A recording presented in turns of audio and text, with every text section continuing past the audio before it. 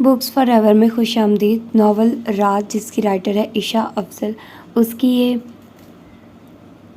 9ویں episode ہے اور یقیناً آپ لوگوں کو اچھا لگ رہا ہوگا یہ ناول۔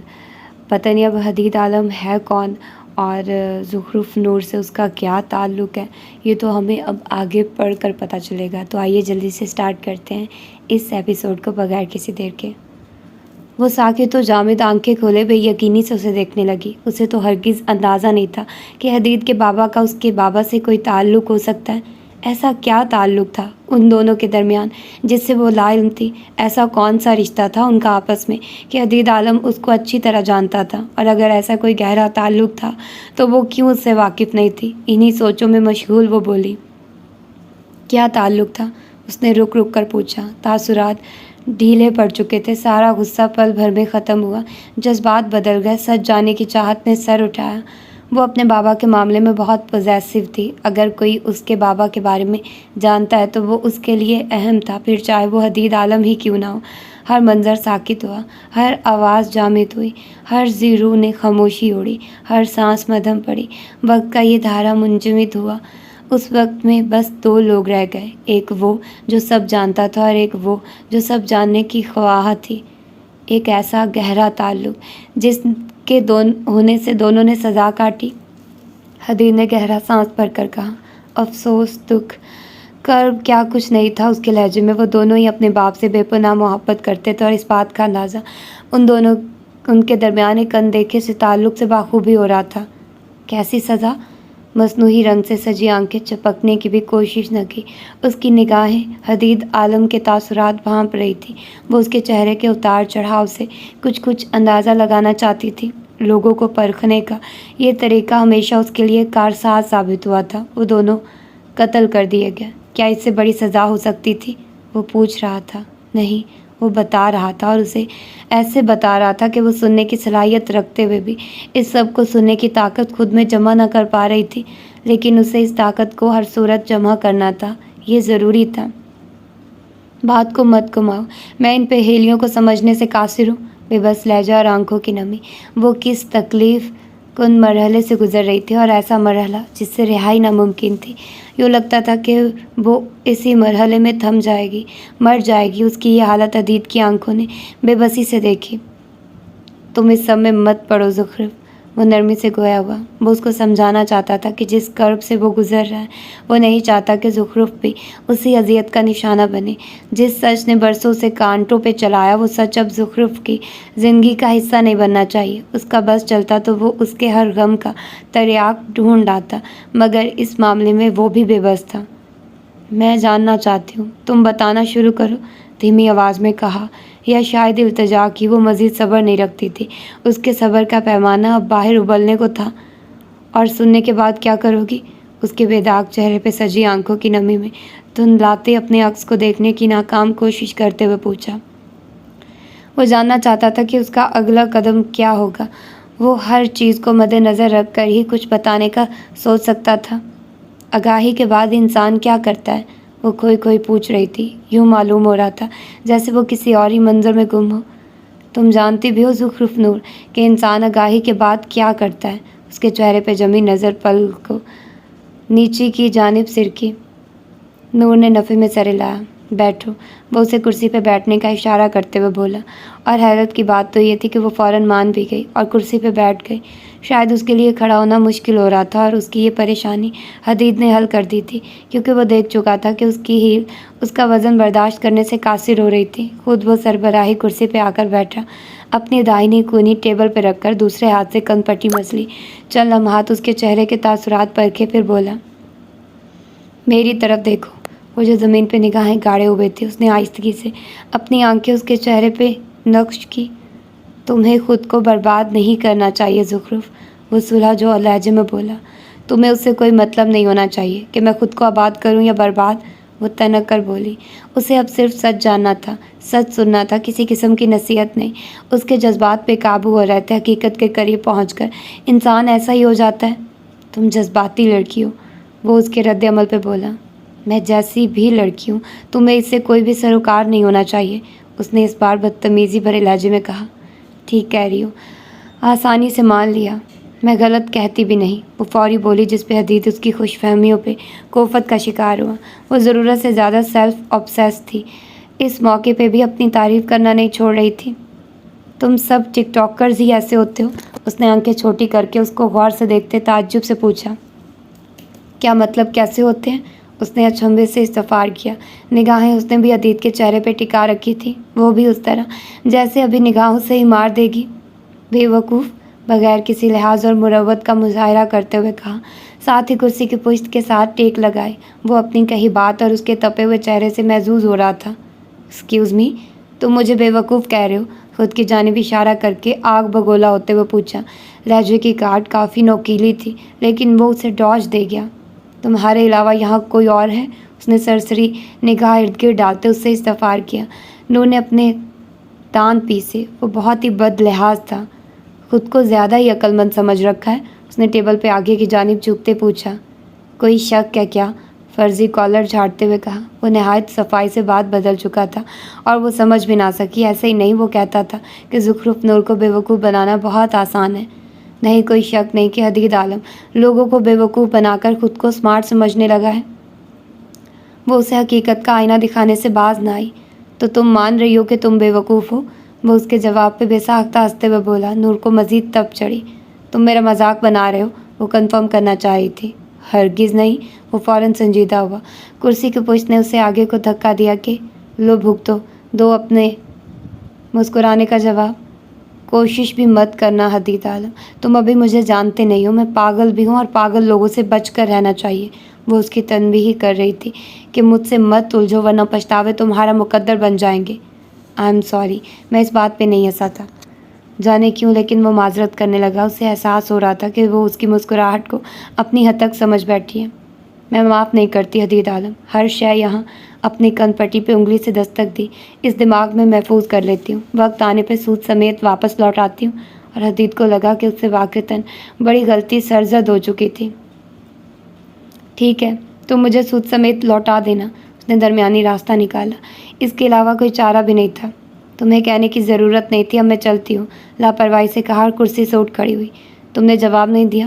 وہ فوراً سے پہلے کرسی سے اٹھا، یا یہ کہ کرسی نے اس بار حدید کو اپنے اوپر سے بٹھانے سے انکار کیا۔ بھلا اتنی خوبصورت ٹک ٹاکر سے کوئی ایسے بات کرتا ہے؟ بدتمیز! کس چیز کا؟ لاعلمی چہرے سے عیاں ہو رہی تھی۔ شادی، محض یک لفظی جواب۔ یہ پرپوزل تھا یا آفر؟ ابرو اچکا کر پوچھا۔ کم از کم پرپوزل نہیں تھا، باقی جو مرضی سمجھ لو۔ آنکھوں کے جذبات زبان کے الفاظ سے میل نہیں کھا رہے تھے۔ تو بس جس دن تم مجھے سب کے سامنے پرپوز کرو گے اس دن سوچوں گی۔ اور ایک بات یاد رکھنا مسٹر حدید عالم، تم نے میری مدد نہ بھی کی تو بھی میں اپنے بابا کے قاتل کا پتہ لگا لوں گی، اور یقین جانو تم نے مجھے بہت انڈر ایسٹیمیٹ کیا۔ اس کا حساب تمہیں دینا ہوگا، کیونکہ مجھے وہ لوگ بالکل نہیں پسند جو مجھے بے وقوف سمجھے۔ اپنی بات مکمل کر کے حدید عالم کو حق تک چھوڑے، وہ اپنی ہیل کے ٹک ٹک کی آواز چھوڑے پڑ گئی۔ آفس کا ماحول گھٹن زدہ ہو رہا تھا، یا شاید یہ اس کی ذاتی کیفیت تھی، اور ایسا ہی تو ہوتا ہے، انسان اپنے اندرونی ماحول کے مطابق ہی بیرونی ماحول کو محسوس کرتا ہے۔ اندر اگر سکون نہیں تو دنیا کے کسی کونے میں بھی سکون میسر نہیں آتا۔ گھٹن اتنی شدید ہو چکی تھی کہ اس نے اپنی ہائی نیک کے بازو کونیوں تک چڑھا لیے، پھر ہائی نیک کا گلا نیچے کھسکایا۔ اس سردی میں بھی اسے اپنے جسم کی حرارت تیزی پکڑتی محسوس ہوئی، پھر بھی فرق نہ پڑا تو اس نے ریموٹ سے الیکٹرک ہیٹر بند کیا۔ کچھ دیر گزری تو ماحول کچھ سازگار ہوا۔ وہ کھڑکی کے پاس گیا، اس نے زخرف کو واپس جاتے دیکھا۔ تقریباً 5 منٹ گزر چکے تھے، مگر وہ ابھی تک اسی وقت میں ساکت تھا جس میں وہ اسے چھوڑ کر گئی تھی۔ وہ جو یہ سوچ رہا تھا کہ وہ زخرف نور کو جان گیا ہے، اسے اب اندازہ ہو رہا تھا کہ وہ تو اس کے بارے میں جانتا ہی نہیں ہے۔ اسے لگا تھا کہ وہ جذباتی لڑکی ہے، اسے لمحہ نہیں لگے گا اور وہ سچائی جاننے کی خاطر اسے شادی کی حامی بھر لے گی، لیکن ایسا کچھ نہیں ہوا۔ اور شرط ایسی تھی جس کو پورا کرنا اس کے لیے مشکل تھا، اور شرط پوری ہونے کے بعد بھی وہ اس کے پرپوزل کے بارے میں فقط سوچے گی۔ جواب کیا ہوگا یہ وہ بخوبی جان چکا تھا۔ اسے اب اپنی غلطی کا احساس ہو رہا تھا۔ وہ زخرف نور کو بے وقوف سمجھ کر سب ترتیب دے رہا تھا۔ اس نے کن پٹی مس لی، اس کے سر میں درد اٹھ رہا تھا، اسے اپنی روزانہ کی ڈوز کی ضرورت محسوس ہوئی۔ وہ واپس ٹیبل تک آیا، کیونکہ جس کو وہ کھڑکی سے جھانک رہا تھا وہ منظر عام سے غائب ہو چکی تھی۔ ایک اسپریسو لے کر آؤ، اس نے انٹر کام سے ہدایت جاری کی۔ سر درد کر رہا تھا اور موڈ اس کا تو بیڑا غرق ہو چکا تھا۔ وہ اپنی آنکھیں مسل رہا تھا جب اس کے فون پہ گھنٹی بجی۔ اس نے فون بند کر دیا۔ اس کا دماغ کام کرنا چھوڑ رہا تھا۔ وہ کسی بزنس ڈیلنگ کو غائب دماغی سے نہیں کر سکتا ہے۔ وہ کرسی پر جا کر بڑا جمان ہوا اور اس کی پشت سے ٹیک لگائے۔ کرسی کو اس پہ رحم آیا کیونکہ وہ انسان تھوڑی نہ تھی۔ اس کا سیکرٹری اس کی اسپریسو لے کر آیا۔ اسپریسو اس کے ٹیبل پہ رکھنے کے بعد اس نے گلا کھنکھارا، پھر بات کرنے کا اشارہ تھا۔ حدید نے کرسی کی پشت سے ٹیک چھوڑی اور فوراً سے پہلے اسپریسو کا کپ تھاما، پھر سر کے خم سے اسے اشارہ کیا کہ بولو، تم بھی بولو جو بولنا ہے۔ سر، کنزا میم آپ سے ملنے آئی ہیں، اس نے مؤدبانہ لہجے میں اطلاع دی۔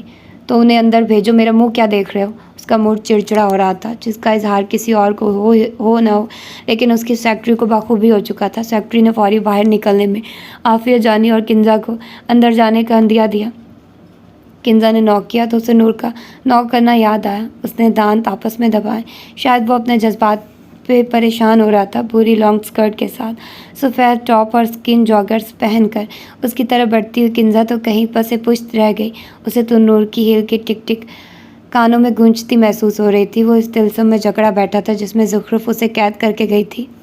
ہائے ہینڈسم، وہ اس کے سامنے والی کرسی پہ بیٹھتے ہوئے بولی، لیکن اس کے کان تو مسٹر حدید عالم سن رہے تھے۔ اس نے جھنجھلا کر سر جھٹکا۔ کیا وہ نور سے obsess ہو رہا تھا؟ استغفر اللہ، اس نے ہلکی آواز میں پڑھا۔ ابھی میرا دماغ کام نہیں کر رہا، اسی لیے ایسا ہو رہا ہے، دل میں خود کو تسلی دی۔ کہاں گم ہو حدید؟ وہ اس کی غائب دماغی پرکھ چکی تھی۔ اپنا بیگ زمین پہ رکھ کرسی کے برابر میں رکھتے ہوئے پوچھا، سامنے تو موجود ہوں؟ وہ بیزار سا بولا، بظاہر تو سامنے ہی ہو مگر تمہارا دماغ کہیں نہیں لگ رہا۔ وہ پہلے اس کی طرف پھر اپنے سر کی طرف اشارہ کر کے بولی، میرا دماغ حاضر ہی ہے، کافی منگواؤں؟ وہ موضوع بدلتے ہوئے بولا۔ اسے کسی سے یہ نہیں سننا تھا کہ وہ غائب دماغی کا شکار ہو رہا تھا۔ یہ بھی پوچھنے والی بات ہے، وہ خوش دلی سے بولی کہ نیکی اور پوچھ پوچھ۔ اس نے ٹیبل کے دائیں کنارے موجود انٹر کام اٹھایا اور پھر ہدایات جاری کی۔ ایک کافی اسپیشل فار کنزا میم۔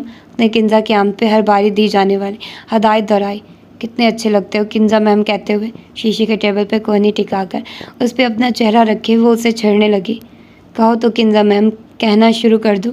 ابرو اچکا کر پوچھا۔ خدا کا خوف کرو، میں تم سے 8 سال چھوٹی ہوں، تمہیں مجھے میم نہیں کہنا چاہیے، اس نے جھرجھری لیتے ہوئے کہا۔ سوچ کر یہ عجیب لگ رہا تھا۔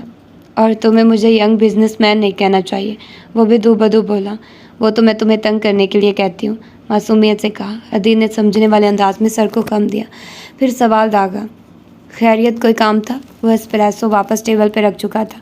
یہ میزبانی کا تقاضا تھا کہ جب تک مہمان کے پاس اس کی مطلوبہ شے نہ آ جاتی اسے بھی صبر رکھنا تھا۔ میں تمہارے آفس صرف کام سے ہی آؤں گی، وہ ناراضی اور مان بھرے لہجے میں بولی۔ تو صحیح کرو کنزا، یہ آفس تمہارا ہے، میرا نہیں۔ اور وہ اس سے کہہ نہ سکی کہ کنزا کی ہر شے کا پہلا حقدار حدید عالم ہے۔ میں بابا سے تمہاری شکایت کروں گی، مسکان کی جگہ دل آزاری نے لے لی۔ وہ اس سے اتنی اسٹریٹ فارورڈنس کی توقع نہیں رکھتی تھی۔ کیوں؟ سوالیہ انداز۔ تم تیرا میرا پہ آگے ہو، وہ بچوں کی طرح ناراض سے بولی۔ میں حقیقت بیان کر رہا ہوں، اس نے اس کی ناراضی کی پرواہ کیے بغیر کہا۔ وہ پیچ و تاب کھا کر رہ گئی۔ اسی وقت دروازے پہ دستک ہوئی۔ حدید نے نوارد کو آنے کی اجازت دی تو سیکرٹری کنزا کی کافی اس کے سامنے ٹیبل پر رکھ کر مؤدبانہ سا باہر چلا گیا۔ کچھ تو کہنے آئی ہوگی، میرا نہیں خیال کہ تم بلا مقصد آفس آؤ گی، وہ اسپریسو کا گھونٹ بھرتے ہوئے پچھلی بات کو موضوع بحث سے نکالتے بولا۔ سچ شکر کیا وہ اپنی عزیز ترین اسپریسو پی سکتا تھا۔ تمہیں پکنک پہ لے جانے کے لیے منانے آئی ہوں، اس کے چہرے پہ جوش بھرے تاثرات رقم ہوئے۔ کنزا، ایک چیز کے پیچھے مت پڑ جایا کرو، وہ کوفت کا شکار ہوا۔ یہ لڑکیاں اتنی ہٹ دھرم کیوں ہوتی ہیں آخر؟ تم کیوں ہٹ دھرمی دکھاتے ہو؟ یہ ہٹ دھرمی نہیں ہے، وقت کا ضیاع ہے۔ اوہ کم آن حدید، 2-4 گھنٹوں سے کوئی وقت ضائع نہیں ہوتا، وہ اسے سمجھانے کی نیت سے بولی۔ ملنے ملانے کے لیے گھر اچھی جگہ ہے، اس نے مشورہ دیا۔ پھر لوگ پکنک پہ کیوں جاتے ہیں؟ اس نے ابرو اچکا کر پوچھا۔ کیونکہ لوگ بے وقوف ہوتے، بغیر متاثر ہوئے جواب دیا۔ تم مجھے بے وقوف ہی سمجھ لو، لیکن میں اور بابا کل پکنک پہ جا رہے ہیں، 2 گھنٹے ہم اکٹھے وقت گزاریں گے، یہ بابا کی صحت کے لیے بہت اچھا رہے گا۔ پھر بے شک تم دونوں واپس چلے جانا اور میں اپنی دوست کے ساتھ پاکستانی فلم کی شوٹنگ دیکھوں گی۔ وہ اپنا پورا منصوبہ اس کے گوش گزار کر گئی۔ حدید ایک دم سیدھا ہوا، ہاتھ میں موجود کپ چھلکتے بچا۔ اندر موجود ایسپریسو نے سکون کی سانس بھری۔ کون سی پاکستانی فلم کی شوٹنگ؟ انجانے پن کا مظاہرہ کیا۔ دیکھا، پاکستان کا نام سن کر ہی سیدھے ہو گئے ہو۔ میں سچ کہتی ہوں نا کہ حدید عالم کو پاکستان اور اس سے جڑی ہر شے سے پیار ہے۔ وہ اسے جتلانے لگی۔ واٹ ایور، لاپرواہی سے کہا۔ میں نے دریائے سپری کے کنارے پکنک اسپاٹ سوچا تھا، وہیں پہ اس فلم کی شوٹنگ ہے، ایک ساتھ دو کام ہو جائیں گے۔ وہ ہاتھوں کی انگلیوں کو باہم ملائے پرجوش سے بولی۔ تمہیں کیا سوجی فلم کی شوٹنگ دیکھنے کی؟ تمہیں تو ان چیزوں سے کوئی لگاؤ نہیں ہے۔ اب وہ بات کو بدل رہا تھا۔ میری دوست پاکستانیوں سے obsessed ہے، اس نے درخواست کی تھی۔ میں نے سوچا کہ کچھ تو خاص ہے پاکستانیوں میں، مجھے بھی دیکھنا چاہیے۔ وہ اپنے منصوبوں سے اس کو آگاہ کر رہی تھی۔ حدید نے سمجھنے والے انداز میں سر ہلایا۔ ایک تو یہ پاکستانی، تم چل رہے ہو نا؟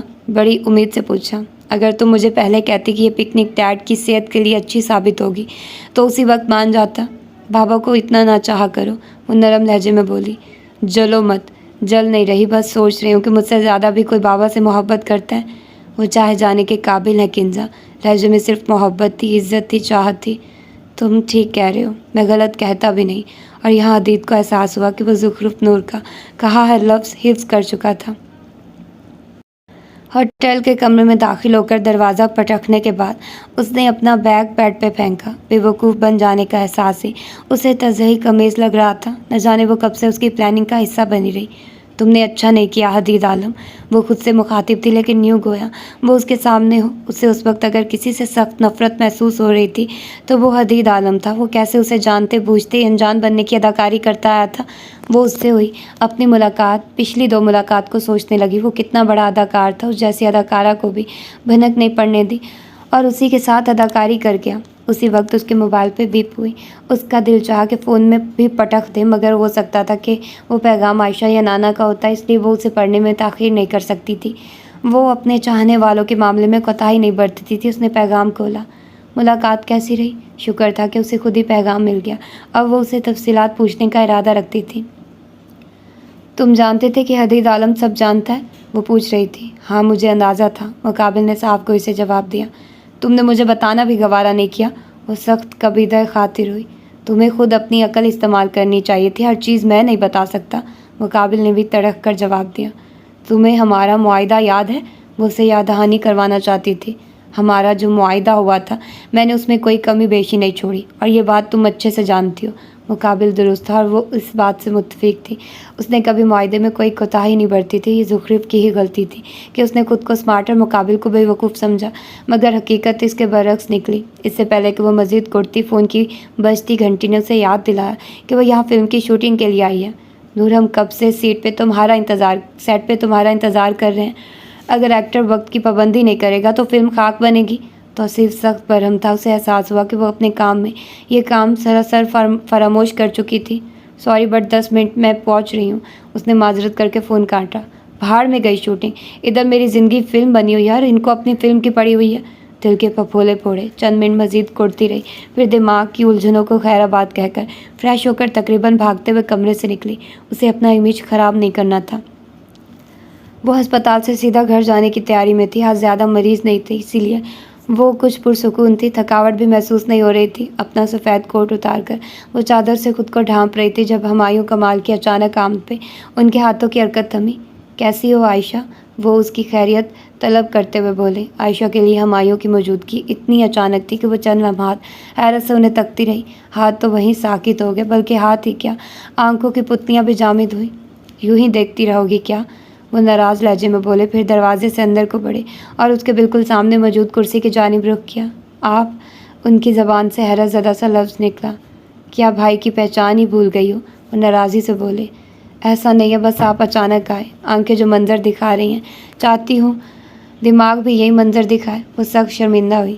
خیر سے، تمہاری ڈاکٹری کی باتیں مجھ نکمے کی تو سمجھ سے باہر ہیں، وہ ہاتھ ہلا کر بولے۔ ایسا مت کہیے، یوں بولیے جیسے انہوں نے اپنے بارے میں یہ الفاظ بول کر ان کا دل توڑا۔ کوئی چائے کافی نہیں پلاؤ گی؟ وہ کرسی پہ بیٹھتے ہوئے بولے۔ کیوں نہیں؟ وہ ان کے سامنے والی کرسی پہ بیٹھی، پھر فون اٹھا کر ایک کال ملائی جس پہ ورکر کو فوری چائے لانے کا کہا۔ مجھے اندازہ نہیں تھا کہ مجھے دیکھ کر تمہاری حیرت کا اظہار اتنی طوالت اختیار کر جائے گا، وہ حیران کن لہجے میں بولے۔ غیر یقینی چیزوں کو براہ راست دیکھ لینے کے بعد انسان اگر حیرت کا شکار نہ ہو تو وہ ذہنی طور پہ بیمار ہوتا ہے۔ انہوں نے گہری بات کی۔ بات تو درست کہی۔ خیر تم ٹھیک ہو؟ نور کیسی ہے؟ وہ حال احوال دریافت کرنے لگے۔ اللہ کا شکر ہے ہم ٹھیک ہیں، انہوں نے سعادت مندی کا مظاہرہ کیا۔ کوئی پریشانی تو نہیں ہوتی؟ اگر پیسے وغیرہ چاہیے ہوں، وہ کھلے دل سے آفر کر رہے تھے اور عائشہ کو اپنی تذلیل محسوس ہونے لگی۔ مجھے اور میری بیٹی کو پیسے سے محبت نہیں ہے بھائی، انہوں نے باور کروایا کہ وہ ماں بیٹی پیسے کی لالچی نہیں ہے۔ ان کی بیٹی کو تو پیسے سے رتی بھر بھی محبت نہیں تھی، کیونکہ وہ آدم محمود کی اولاد تھی، اور وہ کیسے پیسے کی محبت میں غرق ہو سکتی تھی جو آدم محمود کی شریک حیات رہ چکی تھی۔ مگر پیسہ تو ضرورت ہوتا ہے، انہوں نے جتلایا، گویا انہیں عائشہ کا جواب کچھ خاص پسند نہ آیا تھا۔ جتنا پیسہ ضروری ہے اللہ اتنا دے دیتا ہے، آپ کی فکر و احساس کی بے حد ممنون ہوں، انہوں نے آسان الفاظ میں بات مکمل کی۔ بھائی ہوں، فرض بنتا ہے میرا کہ اپنی بہن کی دیکھ بھال کروں، آخر کو بیوہ ہو، 100 مسائل کا سامنا ہوگا، نہ جانے لوگ کس نظر سے دیکھتے ہوں گے، انہوں نے دید لحاظ بھلا کر کہا۔ عائشہ نے تکلیف سے انہیں دیکھا، کم از کم ماں جیسے عزت تو وہ بھی چاہتی تھی۔ ہمیشہ ایسا ہی تو ہوتا آیا تھا کہ دل کے قریب لوگوں نے سب سے پہلے دل توڑنے کا فریضہ سر انجام دیا۔ آدم محمود کا نام ہی مجھے عزت دلانے کے لیے کافی ہے، ان کی بیوہ کو کوئی آنکھ اٹھا کر بھی نہیں دیکھ سکتا، آپ فکر نہ کیا کریں، وہ رشک سے کہہ رہی تھی یا شاید جتلا رہی تھی۔ وہ خاموش ہو گئے، مگر ان کے زہر خوند الفاظ کا جال ان کے گرد موجود رہا۔ دروازے پہ دستک ہوئی اور پھر دروازہ وا ہوا۔ دروازے کا کھلنا ہی تھا کہ ماحول میں چھائی ہتک آمیز رویے کی لہریں اس کمرے سے باہر کو بھاگی۔ کمرے نے ان سے آزادی پہ تشکر کا اظہار کیا۔ ورکر چائے لے کر آیا اور ٹیبل پہ کپ رکھنے لگا۔ وہ دونوں خاموشی سے اس منظر کو دیکھنے لگے۔ ایک طویل خاموشی تھی جو ان کے مابین حائل ہو چکی تھی۔ عائشہ نے بھائی کی پسند کے مطابق چینی حل کر کے کپ ان کے آگے کیا، جسے نام نہاد بھائی نے تھام لیا۔ تم بابا سے کیوں نہیں ملتی عائشہ؟ سرسری نگاہ کپ پہ ڈالنے کے بعد اپنی بہن کو دیکھ پرتجسس سے استفسار کیا۔ یہ میرا اور ان کا معاملہ ہے، اس بار انہوں نے سخت لہجے میں جواب دیا۔ انہوں نے اپنی بیٹی کو کبھی اس معاملے میں بولنے کی اجازت نہیں دی تھی، تو اس کا مطلب یہ تھا کہ وہ دنیا کے کسی بھی فرد کو ان کے معاملے میں مداخلت کا اختیار نہیں دینے والی تھی۔ تم نے تو گھر آنا بھی چھوڑ دیا، آخر کو میکا ہے تمہارا، معاہدہ یاد کرتی ہے تمہیں؟ اب کے دوسرا سوال داغا، ساتھ ہی انہیں یہ احساس دلانے کی کوشش کی کہ وہ اپنے ماں باپ کے گھر سے لا تعلق ہیں۔ بھابھی کا ظرف ہے، چائے کا گھونٹ بھرنے سے قبل جواب دیا، پھر گھونٹ بھر کر اس گرم مادے کو حلق سے نیچے اتارا جس نے خوراک کی نالی سے گزرتے معدے تک رسائی حاصل کی۔ معاہدہ کے بارے میں تمہاری مثبت سوچ جان کر خوشی ہوئی، انہوں نے جواب دیا، پھر چائے کا گھونٹ بھرا۔ چینی بالکل ٹھیک مقدار میں تھی، انہیں حیرت ہوئی جسے وہ چھپا گئے۔ خاموشی کا ایک طویل وقفہ پھر سے حائل ہوا تو دونوں مناسب لفظ ڈھونڈنے لگے تاکہ بات جاری رکھی جا سکے۔ پھر یہ موقع عائشہ نے اثر کیا۔ برہان کب واپس آئے گا؟ ماحول میں چھائی کلفت کچھ حد تک چھٹ گئی۔ ضد میں تم پہ گیا برہان، فی الحال تو واپس نہیں آئے گا، وہ اپنے بیٹے کے ارادوں سے واقف لگتے تھے۔ اللہ اسے کامیاب کرے، دل سے دعا دی، ساتھ ہی کب واپس میز پہ دھرا۔ آمین۔ اب میں چلتا ہوں۔ چائے ادھوری چھوڑ کر وہ کھڑے ہو گئے، جس پہ چائے کے دیوانوں نے ان کی گستاخی پہ بامشکل خود کو باز رکھا۔ آپ گھر آ جایا کریں بھائی، معاہدہ بھابھی کو بھی لے کر آئیے گا، انہوں نے دل سے کہا تھا، مگر نہ جانے ان کے دل نے اس کو پرکھا تھا یا نہیں۔ کیوں نہیں؟ وہ اس کے سر پہ ہاتھ رکھ کر چلے گئے اور عائشہ نے مہینوں بعد بھائی سے ملاقات پہ اپنی خوشی کو چھپانا جرم سمجھا۔